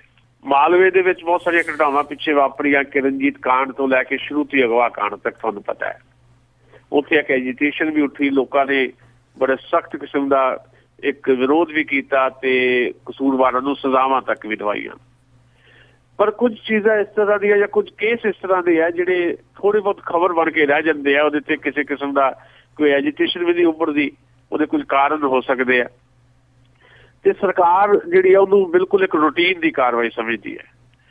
ਅੱਜ ਹਾਲਾਤ ਇਹ ਹੈ ਕਿ ਜੇ ਕੋਈ ਥੋੜ੍ਹੀ ਬਹੁਤ ਘਟਨਾ ਇਸ ਤਰ੍ਹਾਂ ਦੀ ਵਾਪਰ ਜਾਂਦੀ ਹੈ ਜਿਹਦੇ ਨਾਲ ਵੀ ਉਹ ਕਈ ਵਾਰੀ ਰਿਪੋਰਟ ਹੀ ਨਹੀਂ ਹੁੰਦੀ, ਬਹੁਤ ਸਾਰੀਆਂ ਘਟਨਾਵਾਂ ਰਿਪੋਰਟ ਹੋ ਜਾਂਦੀਆਂ। ਮੀਡੀਆ ਅੱਗੇ ਨਾਲੋਂ ਪਾਵਰਫੁਲ ਹੋਇਆ, ਸੋਸ਼ਲ ਮੀਡੀਆ ਸਾਡੇ ਕੋਲ ਹੈ, ਤੇ ਇਸ ਕਰਕੇ ਹਰ ਘਟਨਾ ਜਿਹੜੀ ਆ ਉਹਦੀ ਕਿਸੇ ਨਾ ਕਿਸੇ ਰੂਪ ਦੇ ਵਿੱਚ ਚਰਚਾ ਸਾਡੇ ਸਾਹਮਣੇ ਆ ਜਾਂਦੀ ਹੈ। ਪਰ ਉਹਦੇ ਬਾਵਜੂਦ ਦੂਰ ਦੁਰਾਡੇ ਇਲਾਕਿਆਂ 'ਚ ਕੁਝ ਇੱਦਾਂ ਦੀਆਂ ਘਟਨਾਵਾਂ ਵਾਪਰਦੀਆਂ, ਚਾਹੇ ਉਹ ਜਬਰ ਜਨਾਹ ਦੀਆਂ ਹੋਣ, ਚਾਹੇ ਛੇੜਖਾਨੀ ਦੀਆਂ ਹੋਣ, ਜਾਂ ਹੋਰ ਵੀ ਇਸ ਕਿਸਮ ਦੀਆਂ ਜਿਹੜੀਆਂ ਸਮਾਜ ਵਿਰੋਧੀ ਸਰਗਰਮੀਆਂ ਦੇ ਤੌਰ ਤੇ ਜਿਹਨਾਂ ਨੂੰ ਤੁਸੀਂ ਤਸੱਵਰ ਕਰ ਸਕਦੇ ਆ, ਉਹ ਕਈ ਵਾਰੀ ਰਿਪੋਰਟ ਹੀ ਨਹੀਂ ਹੁੰਦੀਆਂ। ਲੋਕ ਡਰਦੇ ਮਾਰਦੇ ਥਾਣਿਆਂ 'ਚ ਨਹੀਂ ਜਾਂਦੇ, ਚੌਂਕੀਆਂ 'ਚ ਨਹੀਂ ਜਾਂਦੇ ਵੀ ਪੁਲਿਸ ਸਾਡੇ ਨਾਲ ਮਿਸਬਿਹੇਵ ਕਰੇਗੀ। ਅੱਛਾ, ਇਹ ਸਾਰਾ ਕੁਝ ਇਸ ਕਰਕੇ ਆ ਕਿਉਂਕਿ ਸਰਕਾਰ ਦਾ ਇਹਦੇ ਉੱਤੇ ਕਿਸੇ ਕਿਸਮ ਦਾ ਕੰਟਰੋਲ ਨਹੀਂ, ਜਾਂ ਸਰਕਾਰ ਇਹਦੇ ਉੱਤੇ ਹਾਲੇ ਤੱਕ ਆਪਣੀ ਕੋਈ ਪਾਲਿਸੀ ਜਿਹੜੀ ਆ ਉਹ ਨਹੀਂ ਬਣਾ ਸਕੀ। ਪ੍ਰੋਬਲਮ ਇਹ ਹੈ ਵੀ ਦੇਸ਼ ਪੱਧਰ ਦੇ ਉੱਤੇ ਵੀ, ਦੇਸ਼ ਵੀ ਇੱਦਾਂ ਦੀਆਂ ਘਟਨਾਵਾਂ ਲੱਗ ਰਹੀਆਂ ਤੇ ਪੰਜਾਬ 'ਚ ਵੀ ਜਾਂ ਕਿਸੇ ਵੀ ਸੂਬੇ ਦੇ ਵਿੱਚ ਵੀ ਇਹਦੇ ਪਿੱਛੇ ਇੱਕ ਕਾਰਨ ਤਾਂ ਇਹ ਹੈ ਕਿ ਪ੍ਰਸ਼ਾਸਨ ਤੇ ਸਰਕਾਰ ਇਹਨਾਂ ਮਾਮਲਿਆਂ ਬਾਰੇ ਕਿਸੇ ਕਿਸਮ ਦਾ ਤਾਲਮੇਲ ਨਹੀਂ। ਪੁਲਿਸ ਜਿਹੜੀ ਆ ਉਹ ਆਪ ਮੁਹਾਰੀ ਹੈ। ਪੁਲਿਸ ਨੂੰ ਕਿਸੇ ਕਿਸਮ ਦੀ ਇਸ ਤਰ੍ਹਾਂ ਦੀ ਟ੍ਰੇਨਿੰਗ ਨਹੀਂ ਹੈ ਕਿ ਤੁਸੀਂ ਇਸ ਤਰ੍ਹਾਂ ਦੇ ਮਸਲਿਆਂ ਨੂੰ ਜਿਹੜਾ ਕਿਵੇਂ ਟ੍ਰੀਟ ਕਰਨਾ। ਸਗੋਂ ਪੁਲਿਸ ਜਿਹੜੀ ਹੈ ਉਲਟਾ ਜਿਹੜੇ ਦੋਸ਼ੀ ਆ ਉਹਨਾਂ ਨੂੰ ਬਚਾਉਣ ਵੱਲ ਤੁਰ ਪੈਂਦੀ ਹੈ, ਤੇ ਜਿਹੜੇ ਪੀੜਤ ਹੈ ਉਹਨਾਂ ਦਾ ਦੁੱਖ, ਉਹਨਾਂ ਦੀ ਪੀੜ ਜਿਹੜੀ ਆ ਹੋਰ ਵੱਧਦੀ ਚਲੀ ਜਾਂਦੀ ਹੈ। ਦੂਜਾ ਕਾਰਨ ਇਹ ਹੈ ਕਿ ਸਾਡਾ ਜਿਹੜਾ ਕਲਚਰ ਹੈ, ਸਾਡਾ ਜਿਹੜੇ ਸੱਭਿਆਚਾਰ ਸੋਕਾਰ ਜਿਹਨੂੰ ਅਸੀਂ ਕਹਿੰਦੇ ਹਾਂ, ਉਹਦੇ 'ਚ ਘੁਸਪੈਠ ਇਸ ਕਿਸਮ ਦੀ ਟੈਲੀਵਿਜ਼ਨ ਦਾ ਕਲਚਰ ਜਿਹੜਾ ਆ ਗਿਆ, ਜਾਂ ਫਿਲਮਾਂ ਦਾ ਕਲਚਰ ਹੈ, ਜਾਂ ਸਾਡੇ ਗਾਉਣ ਵਜਾਉਣ ਦਾ ਕਲਚਰ ਹੈ। ਜੇ ਕਲਚਰ ਦੀ ਗੱਲ ਕਰਨੀ ਹੋਵੇ ਤਾਂ ਕਲਚਰ ਕੇਵਲ ਗਾਉਣ ਵਜਾਉਣਾ ਨਹੀਂ ਹੁੰਦਾ, ਪਰ ਪੰਜਾਬ ਦੇ ਵਿੱਚ ਕਲਚਰ ਨੂੰ ਏਦਾਂ ਪੇਸ਼ ਕੀਤਾ ਗਿਆ ਕਿ ਖਬਰੇ ਗਾਉਣ ਵਜਾਉਣਾ ਹੀ ਕਲਚਰ ਹੈ। ਉਹਦੇ 'ਚ ਜੋ ਕੁਝ ਸਾਡੇ ਸਾਹਮਣੇ ਗੰਦਮੰਦ ਸੁੱਟਿਆ ਜਾ ਰਿਹਾ ਟੈਲੀਵਿਜ਼ਨ ਚੈਨਲਾਂ ਰਾਹੀਂ ਖਾਸ ਤੌਰ ਦੇ ਉੱਤੇ, ਈਵਨ ਦੂਰਦਰਸ਼ਨ ਵੀ ਜਿਹੜਾ ਸਰਕਾਰੀ ਸਾਡਾ ਅਦਾਰਾ ਹੈ, ਉੱਥੇ ਵੀ ਜਿਸ ਕਿਸਮ ਦੇ ਗੀਤ ਗਾਣੇ ਵੱਜ ਰਹੇ ਨੇ, ਤੇ ਜਿਹੜੇ ਗੀਤ ਗਾਣੇ ਸੁਣਨ ਦੀ ਚੀਜ਼ ਸੀ ਉਹ ਦੇਖਣ ਦੀ ਚੀਜ਼ ਬਣਾ ਦਿੱਤੇ ਗਏ ਨੇ। ਤੇ ਜਿਸ ਤਰ੍ਹਾਂ ਬੰਦੂਕ ਸੱਭਿਆਚਾਰ, ਗਨ ਕਲਚਰ ਜਿਹੜਾ ਆ, ਹਰ ਜਿਹੜਾ ਨਵਾਂ ਜਿਹੜਾ ਗੀਤ, ਜਿਹੜੇ 10 ਗੀਤ ਤੁਸੀਂ ਸੁਣੋ ਨਵੇਂ, ਉਹਦੇ ਵਿੱਚੋਂ 8 ਗੀਤ ਹਥਿਆਰਾਂ ਦੀ ਗੱਲ ਕਰਦੇ ਆ। ਤੇ ਨਾਲ ਜਿਹੜਾ ਪੰਜਾਬ ਦਾ ਨੌਜਵਾਨ ਹੈ ਉਹਨੂੰ ਰੇਪਿਸਟ ਦੇ ਤੌਰ ਤੇ ਉਹਨੂੰ ਇੱਕ ਕਿਸਮ ਦਾ ਕਹਿ ਲਓ ਫੁਕਰੇ ਦੇ ਤੌਰ ਦੇ ਉੱਤੇ ਪੇਸ਼ ਕੀਤਾ ਜਾਂਦਾ। ਇਹ ਕਿਹੜਾ ਜੱਟ ਆ ਪੰਜਾਬ ਦਾ, ਮੈਨੂੰ ਤਾਂ ਅਜੇ ਤੱਕ ਪਤਾ ਨਹੀਂ ਲੱਗਾ। ਤੇ ਪੰਜਾਬ ਦਾ ਜਿਹੜਾ ਸਧਾਰਨ ਨੌਜਵਾਨ ਹੈ ਉਹਦੀ ਮਾਨਸਿਕਤਾ ਦੇ ਵਿੱਚ ਇਹ ਜੱਟਵਾਦ, ਇਹ ਫੁਕਰਾਵਾਦ, ਇਹ ਸਾਰੀਆਂ ਚੀਜ਼ਾਂ ਬਾੜ ਦਿੱਤੀਆਂ, ਜਿਹਦੇ ਕਰਕੇ ਹਰ ਨੌਜਵਾਨ ਆਪਣੇ ਆਪ ਨੂੰ ਬਹੁਤ ਫੰਨੇਖਾ ਸਮਝਦਾ ਤੇ ਕਿਸੇ ਵੇਲੇ ਵੀ ਕੋਈ ਵੀ ਏਦਾਂ ਦਾ ਕੰਮ ਉਹ ਕਰਨ ਨੂੰ ਤਿਆਰ ਹੋ ਜਾਂਦਾ, ਜਿਹਦੇ ਸਿੱਟੇ ਵਜੋਂ ਇਸ ਤਰ੍ਹਾਂ ਦੇ ਰੇਪ ਹੋ ਰਿਹਾ, ਬਲਾਤਕਾਰ ਹੋ ਰਿਹਾ, ਜੁਰਮ ਹੋ ਰਿਹਾ, ਈਵਨ ਮਰਡਰ ਤੱਕ ਹੋ ਰਿਹਾ। ਜਿਹੜਾ ਲੁਧਿਆਣੇ ਵਾਲਾ ਮਾਮਲਾ ਜੀ, ਖਬਰਾਂ ਤੁਸੀਂ ਸੁਣ ਲਿਆ ਹੋਣਾ, ਕਿਵੇਂ ਇੱਕ ਲੜਕੀ ਜਿਹੜੀ ਅਗਵਾ ਕੀਤੀ ਗਈ, 12ਵੀਂ ਕਲਾਸ ਦੀ ਵਿਦਿਆਰਥਣ, ਫਿਰ ਉਹਨੂੰ ਰੇਪ ਕੀਤਾ ਗਿਆ, ਫਿਰ ਉਹਨੂੰ ਮਰਡਰ ਕਰ ਦਿੱਤਾ ਗਿਆ। 2 ਹੋਰ ਕੇਸ ਏਦਾਂ ਦੇ ਜਬਰ ਜਨਾਹ ਦੇ ਸਾਡੇ ਸਾਹਮਣੇ ਲੁਧਿਆਣੇ ਜ਼ਿਲ੍ਹੇ ਦੇ। ਇਹ ਘਟਨਾਵਾਂ ਲਗਾਤਾਰ ਪੰਜਾਬ 'ਚ ਵੱਧ ਰਹੀ ਹੈ। ਇਹਦੇ 'ਚ ਪੰਜਾਬ ਦੀ ਨਾ ਤਾਂ ਕੋਈ ਕਲਚਰਲ ਪਾਲਿਸੀ ਹੈ, ਨਾ ਕੋਈ ਐਜੂਕੇਸ਼ਨ ਪਾਲਿਸੀ ਹੈ, ਨਾ ਭਾਸ਼ਾ ਪਾਲਿਸੀ ਹੈ। ਇਹ ਪਾਲਿਸੀ ਨਾ ਹੋਣ ਕਰਕੇ ਇਸ ਤਰ੍ਹਾਂ ਦੀਆਂ ਚੀਜ਼ਾਂ ਜਿਹੜੀਆਂ ਉਹ ਸਾਡੇ ਤੇ ਇੰਪੋਜ਼ ਕੀਤੀਆਂ ਜਾਂਦੀਆਂ। ਤੇ ਦੂਜੀ ਗੱਲ, ਸਰਕਾਰ ਦਾ ਇਸ ਪਾਸੇ ਵੱਲ ਧਿਆਨ ਨਹੀਂ। ਸਰਕਾਰ ਦਾ ਤਾਂ ਇਹ ਧਿਆਨ ਹੈ ਕਿ 2017 ਦੇ ਵਿੱਚ ਫੇਰ ਤੋਂ ਸੱਤਾ ਕਿੱਦਾਂ ਹਾਸਲ ਕਰਨੀ ਹੈ। ਉਹਦੇ ਵਾਸਤੇ ਸਰਕਾਰ ਜਾਂ ਪਾਰਟੀਆਂ ਜਿਹੜੀਆਂ ਆਪਣੇ ਢੰਗ ਨਾਲ ਲੱਗੀਆਂ ਹੋਈਆਂ। ਜਿਹੜੇ ਇਹ ਮਸਲੇ, ਬੇਸਿਕ ਮਸਲੇ ਆ ਪੰਜਾਬ ਦੀ ਸੁਰੱਖਿਆ ਦੇ, ਪੰਜਾਬ ਦੇ ਵਿੱਚ ਬੱਚਿਆਂ ਦੀ ਸੁਰੱਖਿਆ, ਪੰਜਾਬ ਦੀਆਂ ਧੀਆਂ ਧਿਆਣਿਆਂ ਦੀ ਸੁਰੱਖਿਆ, ਜਾਂ ਪੰਜਾਬ ਦਾ ਆਮ ਬੰਦਾ ਕਿੱਦਾਂ ਸੁਰੱਖਿਅਤ ਰਹਿ ਸਕੇ, ਇਹ ਪੰਜਾਬ ਸਰਕਾਰ ਦੇ ਏਜੰਡੇ 'ਚ ਨਹੀਂ ਹੈ, ਜਿਹਦੇ ਕਰਕੇ ਇਹ ਵਿਕਰਾਲ ਰੂਪ ਧਾਰਨ ਕਰਦੀਆਂ ਜਾ ਰਹੀਆਂ ਸਮੱਸਿਆਵਾਂ ਜੀ। ਤੇ ਅੱਗੇ ਜੀ ਆਪਾਂ ਫਿਰ ਚੱਲਦੇ ਹਾਂ ਬਿਹਾਰ ਵੱਲ ਨੂੰ। ਉਸ ਦੇ ਵਿੱਚ ਕਾਫੀ ਗੱਠਜੋੜ ਹੋਇਆ ਸੀਗਾ, ਜਿਹੜਾ ਕਾਫੀ ਡਰਾਉਂਦਾ ਸੀ ਭਾਜਪਾ ਵਾਲਿਆਂ ਨੂੰ, ਤੇ ਪਰ ਹੁਣ ਕਹਿੰਦੇ ਉਹਦੇ ਵਿੱਚ ਜਿਹੜੀਆਂ ਤਰੇੜ ਆ ਗਈ ਆ, ਕੁਛ ਕੁ ਟੁੱਟਣੇ ਸ਼ੁਰੂ ਹੋ ਗਏ। ਪਿਛਲੇ ਦਿਨਾਂ 'ਚ ਲਾਲੂ ਪ੍ਰਸਾਦ ਯਾਦਵ ਤੇ ਮੁਲਾਇਮ ਸਿੰਘ ਯਾਦਵ ਰਿਸ਼ਤੇਦਾਰ ਬਣ ਗਏ, ਕੁੜਮ ਬਣ ਗਏ। ਲਾਲੂ ਪ੍ਰਸਾਦ ਯਾਦਵ ਦੀ ਬੇਟੀ ਤੇ ਮੁਲਾਇਮ ਸਿੰਘ ਯਾਦਵ ਦਾ ਪੋਤਾ, ਉਹਨਾਂ ਦਾ ਵਿਆਹ ਹੋਇਆ, ਤੇ ਉਸ ਵਿਆਹ ਦੇ ਮੌਕੇ ਤੇ ਪ੍ਰਧਾਨ ਮੰਤਰੀ ਨਰਿੰਦਰ ਮੋਦੀ ਵੀ ਆਏ ਸੀ। ਤੇ ਉੱਥੇ ਲਾਲੂ ਯਾਦਵ ਨੇ ਇੱਕ ਗੱਲ ਕਹੀ ਵੀ ਸਾਡਾ ਜਿਹੜਾ ਜਨਤਾ ਪਰਿਵਾਰ ਆ ਹੁਣ ਤਾਂ ਬਹੁਤ ਪੱਕੀ ਤਰ੍ਹਾਂ ਇਕੱਠਾ ਹੋ ਗਿਆ, ਪੂਰਾ ਸੀਮਟ ਲੱਗ ਗਿਆ। ਪਰ ਉਹ ਸੀਮਟ ਸ਼ਾਇਦ ਕੱਚਾ ਸੀ, ਤੇ ਇਸ ਕਰਕੇ ਜਿਹੜਾ ਬਿਹਾਰ ਦੇ ਵਿੱਚ ਮਹਾ ਗੱਠਜੋੜ ਬਣਿਆ, ਜਿਸ 'ਚ ਜਨਤਾ ਦਲ ਯੂਨਾਈਟਿਡ, ਰਾਸ਼ਟਰੀ ਜਨਤਾ ਦਲ, ਸਮਾਜਵਾਦੀ ਪਾਰਟੀ, NCP ਤੇ ਕਾਂਗਰਸ ਸ਼ਾਮਲ ਸੀ, ਉਹ ਟੁੱਟ ਗਿਆ। ਪਹਿਲਾਂ NCP ਬਾਹਰ ਗਈ, ਰਾਸ਼ਟਰਵਾਦੀ ਕਾਂਗਰਸ ਪਾਰਟੀ ਇਹ ਕਹਿ ਕੇ ਕਿ ਸਾਨੂੰ ਬਣਦਾ ਹਿੱਸਾ ਨਹੀਂ ਸੀਟਾਂ ਜਿੱਤਾ ਗਿਆ। ਕੱਲ ਸਮਾਜਵਾਦੀ ਪਾਰਟੀ ਜਿਹੜੀ ਆ ਬਾਹਰ ਹੋ ਗਈ, ਇਹ ਕਹਿ ਕੇ ਕਿ ਸਾਨੂੰ ਅਪਮਾਨਿਤ ਮਹਿਸੂਸ ਅਸੀਂ ਕਰ ਰਹੇ ਇਸ ਗੱਠਜੋੜ ਦੇ ਵਿੱਚ ਆ ਕੇ, ਕਿਉਂਕਿ ਸਾਨੂੰ ਟ੍ਰੀਟ ਸਹੀ ਢੰਗ ਨਾਲ ਨਹੀਂ ਕੀਤਾ ਜਾ ਰਿਹਾ। ਹੁਣ ਇਹ ਮਹਾ ਗੱਠਜੋੜ ਦੀਆਂ 2 ਪਾਰਟੀਆਂ ਜਿਹੜੀਆਂ ਬਿਹਾਰ ਦੇ ਵਿੱਚ ਬਹੁਤ ਜ਼ਿਆਦਾ, ਜਿਹਨਾਂ ਦੇ ਜ਼ਮੀਨੀ ਪੱਧਰ ਦੇ ਉੱਤੇ ਕੋਈ ਬਹੁਤਾ ਬੇਸ ਨਹੀਂ ਹੈ, ਉਹਨਾਂ ਦਾ ਵੱਖ ਹੋਣਾ ਸ਼ਾਇਦ ਇਸ ਗੱਠਜੋੜ ਨੂੰ ਵੋਟਾਂ ਦੇ ਪੱਧਰ 'ਤੇ ਉਹਨਾਂ ਨੁਕਸਾਨ ਨਾ ਪਹੁੰਚਾਵੇ, ਪਰ ਨੈਤਿਕ ਪੱਧਰ ਦੇ ਉੱਤੇ ਵੀ ਤੇ ਜਿਹੜੀ ਓਪੋਜੀਸ਼ਨ ਉਹਨੂੰ ਵੀ ਇਹ ਮੌਕਾ ਮਿਲ ਗਿਆ ਕਿ ਦੇਖੋ ਇਹ ਮਹਾ ਗੱਠਜੋੜ ਬਣਾਉਂਦੇ ਸੀ ਤਾਂ ਕਹਿੰਦੇ ਸੀ ਅਸੀਂ ਜਨਤਾ ਪਰਿਵਾਰ ਸਾਰੇ ਦੇਸ਼ ਲਈ ਇਕੱਠਾ ਕਰਨਾ, ਤੇ ਇਹ ਤਾਂ ਬਿਹਾਰ 'ਚ ਆਉਂਦੇ ਟੁੱਟ ਗਿਆ। ਹੁਣ ਲਾਲੂ ਯਾਦਵ ਤੇ ਨਿਤੀਸ਼ ਕੁਮਾਰ ਕੋਸ਼ਿਸ਼ ਕਰ ਰਹੇ ਹੈ ਕਿ ਮੁਲਾਇਮ ਸਿੰਘ ਯਾਦਵ ਨੂੰ ਬਣਾਇਆ ਜਾਏ, ਜਦਕਿ ਪਿਛਲੀ ਵਿਧਾਨ ਸਭਾ ਚੋਣਾਂ ਦੇ ਵਿੱਚ ਸਮਾਜਵਾਦੀ ਪਾਰਟੀ ਦੀ ਇਕੱਲਿਆਂ ਚੋਣ ਲੜੀ ਸੀ। ਕੁੱਲ ਮਿਲਾ ਕੇ ਸਾਰੀਆਂ ਸੀਟਾਂ ਦੇ ਉੱਤੇ 1,60,000 ਵੋਟ ਪਈ। ਇਹਦਾ ਭਾਵ ਇਹ ਹੈ ਕਿ ਸਮਾਜਵਾਦੀ ਪਾਰਟੀ ਦਾ ਕੋਈ ਬੇਸ ਨਹੀਂ ਬਿਹਾਰ ਦੇ ਵਿੱਚ, ਇਸ ਕਰਕੇ ਉਹਨਾਂ ਨੂੰ 3 ਸੀਟਾਂ ਦਿੱਤੀਆਂ ਜਾ ਰਹੀਆਂ ਸੀ। ਪਰ ਉਹਨਾਂ ਨੇ ਕਿਹਾ ਕਿ ਸਾਨੂੰ ਅਪਮਾਨਿਤ ਕੀਤਾ ਗਿਆ, ਇਸ ਕਰਕੇ ਅਸੀਂ ਇਸ ਗੱਠਜੋੜ 'ਚ ਨਹੀਂ ਰਹਿਣਾ। ਇਹਦਾ ਲਾਭ ਸਿੱਧੇ ਤੌਰ ਤੇ BJP ਨੂੰ, BJP ਵਾਲੇ ਕੱਛਾਂ ਵਜਾ ਰਹੇ ਹੈ ਵੀ ਖਬਰੇ ਅਸੀਂ ਬਹੁਤ ਵੱਡੀ ਮੱਲ ਮਾਰ ਲਈ ਹੈ ਵੀ ਇਹ ਗੱਠਜੋੜ ਦੇ ਵਿੱਚ ਰਹਿਣਾ ਪੈ ਗਿਆ। ਪਰ ਜਿਹੜੀਆਂ ਵੱਡੀਆਂ ਪਾਰਟੀਆਂ ਇਸ ਗੱਠਜੋੜ ਦੀਆਂ, ਕਾਂਗਰਸ ਤੇ ਜਨਤਾ ਦਲ ਯੂਨਾਈਟਿਡ ਤੇ ਰਾਸ਼ਟਰੀ ਜਨਤਾ ਦਲ, ਖਾਸ ਤੌਰ ਦੇ ਉੱਤੇ ਰਾਸ਼ਟਰੀ ਜਨਤਾ ਦਲ ਤੇ ਜਨਤਾ ਦਲ ਯੂਨਾਈਟਿਡ ਤੇ ਕਾਂਗਰਸ, ਇਹਨਾਂ ਤਿੰਨਾਂ ਦਾ ਗੱਠਜੋੜ ਇਹ ਵੱਡੀਆਂ ਪਾਰਟੀਆਂ ਤੌਰ ਤੇ ਤੁਸੀਂ ਇਹਨਾਂ ਨੂੰ ਕੰਸੀਡਰ ਕਰ ਸਕਦੇ ਹੋ ਬਣਿਆ ਹੋਇਆ। ਪਰ ਮੁਲਾਇਮ ਸਿੰਘ ਯਾਦਵ ਦਾ ਜਾਣਾ ਦੇਸ਼ ਪੱਧਰ ਦੇ ਉੱਤੇ ਜਨਤਾ ਪਰਿਵਾਰ ਤੇ ਓਪੋਜੀਸ਼ਨ ਵਾਸਤੇ ਖਤਰਨਾਕ ਸੰਕੇਤ ਇਸ ਕਰਕੇ ਹੈ ਵੀ ਇਹ ਗੱਲ ਕਹੀ ਜਾ ਰਹੀ ਹੈ ਕਿ ਸ਼ਾਇਦ ਪਿਛਲੇ ਦਿਨਾਂ ਦੇ ਵਿੱਚ ਨਰਿੰਦਰ ਮੋਦੀ ਦੇ ਨਾਲ ਨੇੜਤਾ ਮੁਲਾਇਮ ਸਿੰਘ ਯਾਦਵ ਦੀ ਹੋਈ ਹੈ। ਭਾਵੇਂ ਮੁਲਾਇਮ ਸਿੰਘ ਯਾਦਵ ਤੇ ਉਹਨਾਂ ਦੇ ਸਾਥੀਆਂ ਨੇ ਇਹ ਗੱਲ ਕਹੀ ਹੈ ਵੀ ਪ੍ਰਧਾਨ ਮੰਤਰੀ ਨੂੰ ਮਿਲਣ ਦਾ ਮਤਲਬ ਇਹ ਨਹੀਂ ਕਿ ਅਸੀਂ ਜਿਹੜੀ ਸਾਡੀ ਪਾਲਿਸੀ ਹੈ ਫਿਰਕਾ ਪ੍ਰਸਤੀ ਦੇ ਵਿਰੁੱਧ ਜਿਹੜੀ ਸਮਾਜਵਾਦੀ ਪਾਰਟੀ ਨੇ ਇੱਕ ਨੀਤੀ ਅਪਣਾਈ ਹੋਈ ਹੈ ਤੇ ਅਸੀਂ ਉਹ ਨੀਤੀ ਛੱਡਣ ਵਾਲੇ ਹਾਂ। ਪ੍ਰਧਾਨ ਮੰਤਰੀ ਨੂੰ ਮਿਲਣਾ ਇੱਕ ਰੂਟੀਨ ਦੀ ਕਾਰਵਾਈ ਹੈ। ਪਰ ਫਿਰ ਵੀ ਲੋਕਾਂ 'ਚ ਸ਼ੱਕ ਜਿਹਾ ਫੈਲ ਗਿਆ ਕਿ ਖਬਰੇ ਸਮਾਜਵਾਦੀ ਪਾਰਟੀ ਵਾਲੇ ਆਉਣ ਵਾਲੇ ਸਮੇਂ 'ਚ ਬੀਜੇਪੀ ਦੇ ਨੇੜੇ ਲੱਗਣਾ ਚਾਹੁੰਦੇ ਆ। ਭਾਵੇਂ ਇਹ 100% ਦੀ ਗੱਲ ਸਹੀ ਨਹੀਂ ਹੈ ਪਰ ਉਹਦੇ ਬਾਵਜੂਦ ਖਤਰੇ ਬਣ ਗਏ ਨੇ ਤੇ ਜਿਹੜੀ ਓਪੋਜੀਸ਼ਨ ਹੈ ਉਹਦੇ ਖਿੰਡਣ ਦੇ ਆਸਾਰ ਵੀ ਪੈਦਾ ਹੋ ਗਏ ਨੇ। ਬਿਹਾਰ 'ਚ ਭਾਵੇਂ ਇਹਨਾਂ ਦੇ ਵੱਖ ਹੋਣ ਦੇ ਨਾਲ ਕੋਈ ਬਹੁਤ ਜ਼ਿਆਦਾ ਅਸਰ ਪੈਣ ਵਾਲਾ ਨਹੀਂ, ਪਰ ਇਹਨਾਂ ਦਿਨਾਂ 'ਚ ਕੋਸ਼ਿਸ਼ ਹੋ ਰਹੀ ਹੈ ਫਿਰ ਤੋਂ ਮੁਲਾਇਮ ਸਿੰਘ ਯਾਦਵ ਨੂੰ ਮਨਾਉਣ ਦੀ। ਸ਼ਾਇਦ ਮੁਲਾਇਮ ਸਿੰਘ ਯਾਦਵ ਨੂੰ ਵਾਪਸ ਲੈ ਵੀ ਆਂਦਾ ਜਾਏ। ਜੀ ਜੀ, ਤਾਂ ਮੇਰਾ ਆਖਰੀ ਸਵਾਲ ਹੈ, ਆਪਾਂ ਕੱਲ੍ਹ ਵੀ ਗੱਲਬਾਤ ਕੀਤੀ ਸੀ RSS ਦੀ, ਜਿਸ ਨੇ ਕੈਂਪ ਲਾਏ ਹੋਏ ਆ ਤੇ ਕੈਂਪਾਂ ਦੇ ਵਿੱਚ ਬਹੁਤ ਸਾਰੇ ਲੋਕ ਆ ਜਿਹੜੇ ਉਹ ਜਾ ਰਹੇ ਆ, ਜਿਸ ਵਿੱਚ ਮੰਤਰੀ ਸੰਤਰੀ ਵੀ ਜਾ ਰਹੇ ਆ ਤੇ ਹੁਣ ਸੰਭਾਵਨਾ ਬਣ ਰਹੀ ਹੈ ਜੀ ਪ੍ਰਧਾਨ ਮੰਤਰੀ ਦੀ ਕਿ ਉਹ ਵੀ ਆਸ਼ੀਰਵਾਦ ਲੈਣ ਜਾਣਗੇ। ਹਿੰਦੁਸਤਾਨ ਦੇ ਇਤਿਹਾਸ 'ਚ ਪਹਿਲੀ ਵਾਰੀ ਹੋਇਆ ਕਿ ਸਰਕਾਰ ਪੂਰੀ ਦੀ ਪੂਰੀ ਨਤਮਸਤਕ ਹੋ ਗਈ RSS ਨੂੰ। RSS ਰਾਸ਼ਟਰੀ ਸਵੈਮ ਸੇਵਕ ਸੰਘ, RSS ਦੇ ਤਹਿਤ 18 ਸੰਗਠਨ ਜਿਹੜੇ ਕੰਮ ਕਰਦੇ ਆ, ਜਿਸ 'ਚ ਬਜਰੰਗ ਦਲ ਵੀ ਹੈ, ਵਿਸ਼ਵ ਹਿੰਦੂ ਪ੍ਰੀਸ਼ਦ ਵੀ ਹੈ, ਵਗੈਰਾ ਵਗੈਰਾ ਵਗੈਰਾ।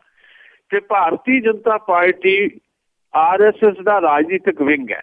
ਹੁਣ ਇੱਕ ਸਵਾਲ ਤਾਂ ਜਾਂ ਇੱਕ ਜਵਾਬ ਇਹ ਹੋ ਸਕਦਾ ਹੈ ਕਿ ਜਿਸ RSS ਨੇ ਭਾਰਤੀ ਜਨਤਾ ਪਾਰਟੀ ਨੂੰ ਭਾਰਤ ਦੇ ਵਿੱਚ ਜਿੱਤ ਹਾਸਲ ਦਿਵਾਉਣ 'ਚ ਅਹਿਮ ਭੂਮਿਕਾ ਨਿਭਾਈ ਵੀ ਉਹਦੇ ਕੋਲ ਜਾਣਾ ਸਰਕਾਰ ਦਾ ਕੋਈ ਮਾੜੀ ਗੱਲ ਨਹੀਂ ਹੈ। ਜਿਹੜੇ ਲੋਕ ਜਿਤਾਉਂਦੇ ਆ ਉਹ ਤੁਹਾਨੂੰ ਫਿਰ ਬਾਅਦ ਵਿੱਚ ਬੁਲਾਉਂਦੇ ਵੀ ਹੈ ਤੇ ਇੱਕ ਦੂਜੇ ਨਾਲ ਤੁਸੀਂ ਸਲਾਹ ਮਸ਼ਵਰਾ ਵੀ ਕਰਦੇ ਆ। ਪਰ ਇਹ ਸਲਾਹ ਮਸ਼ਵਰੇ ਵਾਲਾ ਮਸਲਾ ਨਹੀਂ ਹੈ। ਸਲਾਹ ਮਸ਼ਵਰਾ ਤਾਂ ਕਿਤੇ ਵੀ ਮੋਹਨ ਭਾਗਵਤ ਜਾਂ RSS ਦਾ ਕੋਈ ਵੀ ਲੀਡਰ ਕਿਸੇ ਵੇਲੇ ਪ੍ਰਧਾਨ ਮੰਤਰੀ ਨਰਿੰਦਰ ਮੋਦੀ ਨੂੰ ਮਿਲ ਲਵੇ ਪਰਸਨਲ ਤੌਰ ਦੇ ਉੱਤੇ ਜਾਂ ਬਾਕੀ ਮੰਤਰੀਆਂ ਨੂੰ ਮਿਲ ਲਵੇ। ਇਹ ਤਾਂ ਮਸਲਾ ਇਹ ਹੈ ਕਿ ਤੁਸੀਂ 3 ਦਿਨ ਦੀ ਇੱਕ ਤੁਹਾਡੀ ਰੂਟੀਨ ਜਿਹੜੀ ਸਾਲਾਨਾ ਬੈਠਕ ਹੁੰਦੀ ਉਹਦੇ ਵਿੱਚ ਤੁਸੀਂ ਸਾਰੀ ਸਰਕਾਰ ਨੂੰ ਪਾਲਣ ਕੀਤਾ ਹੋਇਆ, ਸਾਰੀ ਸਰਕਾਰ ਨੂੰ ਤਲਬ ਕੀਤਾ ਤੇ ਸਰਕਾਰ ਦੇ ਮੰਤਰੀ ਲਾਈਨ ਲਾ ਕੇ ਖੜੇ ਹੈ ਇਹ ਦੱਸਣ ਵਾਸਤੇ ਕਿ ਅਸੀਂ ਹੁਣ ਤੱਕ ਕੀ ਕੀਤਾ। ਅੱਜ ਪ੍ਰਧਾਨ ਮੰਤਰੀ ਵੀ ਜਾਣਗੇ। ਹੋ ਸਕਦਾ ਹੁਣ ਮੀਡੀਆ 'ਚ ਚਰਚਾ ਬਹੁਤ ਹੋ ਗਈ ਇਸ ਵੇਲੇ ਪ੍ਰਧਾਨ ਮੰਤਰੀ ਨਾ ਜਾਣ, ਪਰ ਕਿਹਾ ਜਾ ਰਿਹਾ ਕਿ ਪ੍ਰਧਾਨ ਮੰਤਰੀ ਵੀ ਅੱਜ ਜਾਣਗੇ। ਸਵਾਲ ਇਹ ਪੈਦਾ ਹੁੰਦਾ ਹੈ ਕਿ ਇਹ ਸਰਕਾਰ ਦੇਸ਼ ਦੀ, ਭਾਰਤ ਦੀ ਸਰਕਾਰ, ਨਰਿੰਦਰ ਮੋਦੀ ਦੀ ਅਗਵਾਈ ਵਾਲੀ ਜਿਹੜੀ ਸਰਕਾਰ ਹੈ ਇਹ ਜਵਾਬ ਦੇ ਕਿਹਨੂੰ ਹੈ ਜੀ?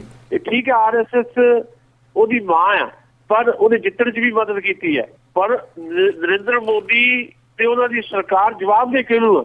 ਜਵਾਬ ਦੇ ਭਾਰਤ ਦੀ ਉਸ 1.25 ਅਰਬ ਜਨਤਾ ਨੂੰ ਹੈ ਜਿਹਦੀ ਵੋਟ ਦੇ ਨਾਲ ਨਰਿੰਦਰ ਮੋਦੀ ਦੇਸ਼ ਦੇ ਪ੍ਰਧਾਨ ਮੰਤਰੀ ਬਣੇ ਆ। ਨਾ ਤਾਂ ਦੇਸ਼ ਦੀ ਜਨਤਾ ਨੂੰ ਕੋਈ ਜਵਾਬ ਦਿੱਤਾ ਜਾ ਰਿਹਾ ਕਿ 15 ਮਹੀਨਿਆਂ 'ਚ ਤੁਸੀਂ ਕੀਤਾ ਕੀ ਹੈ, ਨਾ ਦੇਸ਼ ਦੀ ਪਾਰਲੀਮੈਂਟ ਨੂੰ ਜਵਾਬ ਦਿੱਤਾ ਜਾ ਰਿਹਾ। ਪਾਰਲੀਮੈਂਟ ਐਤਕਾਂ ਜਿਸ ਅੰਦਾਜ਼ 'ਚ ਚੱਲੀ ਆਪਾਂ ਦੇਖੀ ਹੈ, ਲੋਕ ਕਹਿ ਕੇ ਅੱਕ ਗਏ, ਦੁਖੀ ਹੋ ਗਏ, ਓਪੋਜੀਸ਼ਨ ਵਾਲੇ ਰੌਲਾ ਪਾਉਂਦੇ ਰਹਿ ਗਏ ਕਿ ਪ੍ਰਧਾਨ ਮੰਤਰੀ ਆ ਕੇ ਲਲਿਤ ਮੋਦੀ ਦੇ ਇਸ਼ੂ ਦੇ ਉੱਤੇ ਪਾਰਲੀਮੈਂਟ 'ਚ ਬਿਆਨ ਦੇਣ। ਪ੍ਰਧਾਨ ਮੰਤਰੀ ਪਾਰਲੀਮੈਂਟ 'ਚ ਆਉਂਦੇ ਨਹੀਂ, ਪ੍ਰਧਾਨ ਮੰਤਰੀ ਨਾ ਲੋਕਾਂ ਨੂੰ ਕੋਈ ਜਵਾਬ ਦਿੰਦੇ ਆ। ਪ੍ਰਧਾਨ ਮੰਤਰੀ RSS ਦੇ ਆਗੂਆਂ ਨੂੰ ਜਵਾਬ ਦੇਣ ਜਾ ਰਿਹਾ ਵੀ ਅਸੀਂ ਕੀ ਕੀਤਾ ਕੀ ਨਹੀਂ ਕੀਤਾ। ਦੂਜਾ RSS ਨੇ ਬਕਾਇਦਾ ਇੱਕ ਬਲੂਪ੍ਰਿੰਟ ਤਿਆਰ ਕਰ ਲਿਆ ਵੀ ਇਸ ਤਰ੍ਹਾਂ ਤੁਸੀਂ ਲੋਕਾਂ ਨੂੰ ਪੜ੍ਹਾਉਣਾ ਆ, ਆਹ ਕੁਝ ਪੜ੍ਹਾਉਣਾ ਆ, ਆਹ ਕੁਝ ਸਿਖਾਉਣਾ ਆ, ਇੱਥੇ ਆਹ ਬੰਦੇ ਫਿੱਟ ਕਰਨੇ ਆ। ਉਹ ਪੂਰਾ ਇੱਕ ਰੋਡ ਮੈਪ ਤਿਆਰ ਕਰਕੇ RSS ਦੇ ਰਹੀ। ਅੱਜ ਉਹ 3 ਦਿਨ ਹੈ, ਉਸ ਦਿਨ ਆਖਰੀ ਦਿਨ ਜਿਹੜੀ ਪ੍ਰੈਸ ਕਾਨਫਰੰਸ ਦੇ ਵਿੱਚ ਬਰੀਫਿੰਗ ਹੋਏਗੀ, ਪਤਾ ਲੱਗੇਗਾ ਵੀ ਕੀ ਹੋਇਆ ਕੀ ਨਹੀਂ ਹੋਇਆ। ਪਰ ਭਾਰਤ ਅਜਿਹਾ ਮੁਲਕ ਬਣ ਗਿਆ ਜਿਸ ਮੁਲਕ ਦੇ ਵਿੱਚ ਜਿਹੜੀਆਂ ਸਰਕਾਰਾਂ ਜਾਂ ਉਦਯੋਗਪਤੀਆਂ ਨੂੰ ਜਵਾਬ ਦੇ ਹੈ ਜਾਂ RSS ਨੂੰ ਜਵਾਬ ਦੇ ਹੈ। ਹਾਲੇ ਸਵਾਲ ਪੈਦਾ ਹੁੰਦਾ ਹੈ ਕਿ ਜਿਹਦਾ RSS ਨੂੰ ਜਵਾਬ ਦੇਣ ਜਾ ਰਹੀ ਹੈ ਸਾਰੀ ਸਰਕਾਰ, ਕੱਲ ਨੂੰ ਕੀ ਜਿਹੜੇ ਵੱਡੇ ਉਦਯੋਗਪਤੀ ਹੈ ਅੰਬਾਨੀ ਅਡਾਨੀ ਕਿ ਉਹਨਾਂ ਦੇ ਦਰਬਾਰ 'ਚ ਹਾਜ਼ਰ ਹੋ ਕੇ ਵੀ ਨਰਿੰਦਰ ਮੋਦੀ ਤੇ ਉਹਨਾਂ ਦੇ ਮੰਤਰੀ ਜਾ ਕੇ ਦੱਸਣਗੇ ਵੀ ਅਸੀਂ ਹੁਣ ਤੱਕ ਤੁਹਾਡੇ ਲਈ ਕੀ ਕੀਤਾ। ਜੇ RSS ਨੂੰ ਜਵਾਬ ਦੇਣਾ, ਉਦਯੋਗਪਤੀਆਂ ਨੂੰ ਜਵਾਬ ਦੇਣਾ ਤੇ ਭਾਰਤ ਦਾ ਜਿਹੜਾ 80% ਹਿੱਸਾ ਆ, ਜਿਹੜਾ ਹਿੱਸਾ ਰੋਟੀ ਤੋਂ ਆਤਰ ਹੈ, ਉਹਨੂੰ ਜਵਾਬ ਕੌਣ ਦੇਗਾ ਕਿ ਤੁਹਾਨੂੰ ਰੋਟੀ ਕਦੋਂ ਮਿਲੇਗੀ। ਇਹ ਵੱਡੇ ਸਵਾਲ ਨੇ, ਇਹਨਾਂ ਸਵਾਲਾਂ ਤੇ ਆਉਣ ਵਾਲੇ ਦਿਨਾਂ ਦੇ ਵਿੱਚ ਵੀ ਚਰਚਾ ਜਾਰੀ ਰਹੇਗੀ। ਜੀ ਜੀ ਬਿਲਕੁਲ, ਇਹਨਾਂ ਸਵਾਲਾਂ ਦੇ ਜਵਾਬ ਕਦੀ ਵੀ ਨਹੀਂ ਮਿਲਣੇ ਭਾਰਤ ਦੀ ਜਨਤਾ ਨੂੰ। ਬਹੁਤ ਬਹੁਤ ਧੰਨਵਾਦ ਕਰਦੇ ਹਾਂ ਸੁਸ਼ੀਲ ਦੋਸਾਂਝ ਜੀ, ਤੁਸੀਂ ਸਾਡੇ ਨਾਲ ਜੁੜੇ ਤੇ ਖਬਰਾਂ ਦੇ ਪਿੱਛੇ ਕੀ ਸੱਚ ਹੁੰਦਾ ਹੈ ਉਹਦੇ ਬਾਰੇ ਦੱਸਿਆ। ਬਹੁਤ ਬਹੁਤ ਧੰਨਵਾਦ। ਸ਼ੁਕਰੀਆ ਜੀ। ਥੈਂਕ ਯੂ ਜੀ। ਸਤਿ ਸ਼੍ਰੀ ਅਕਾਲ ਜੀ। ਅਸਰੋਤੇ ਸਨ ਸੁਸ਼ੀਲ ਦੋਸਾਂਝ ਸਾਡੇ ਨਾਲ ਜੁੜੇ ਤੇ ਉਹਨਾਂ ਨੇ ਦੱਸਿਆ ਕਿ ਉੱਥੇ ਕੀ ਹੋ ਰਿਹਾ ਆ, ਖਬਰਾਂ ਦੇ ਪਿੱਛੇ ਕੀ ਸੱਚ ਆ। ਤੇ ਜਾਂਦੇ ਜਾਂਦੇ ਧੰਨਵਾਦ ਕਰਨਾ ਚਾਹਾਂਗੇ ਸਾਡੇ ਸਪਾਂਸਰ ਦਾ, ਜਿਨ੍ਹਾਂ ਨੇ ਇਸ ਪ੍ਰੋਗਰਾਮ ਨੂੰ ਸਪਾਂਸਰ ਕਰਕੇ ਤੁਹਾਡੇ ਤੱਕ ਪਹੁੰਚਾਇਆ ਜੀ। ਖਾਲਸਾ ਇੰਸ਼ੋਰੈਂਸ ਏਜੰਸੀ ਵਾਲੇ, ਜਿਨ੍ਹਾਂ ਦਾ ਫੋਨ ਨੰਬਰ 4082722500।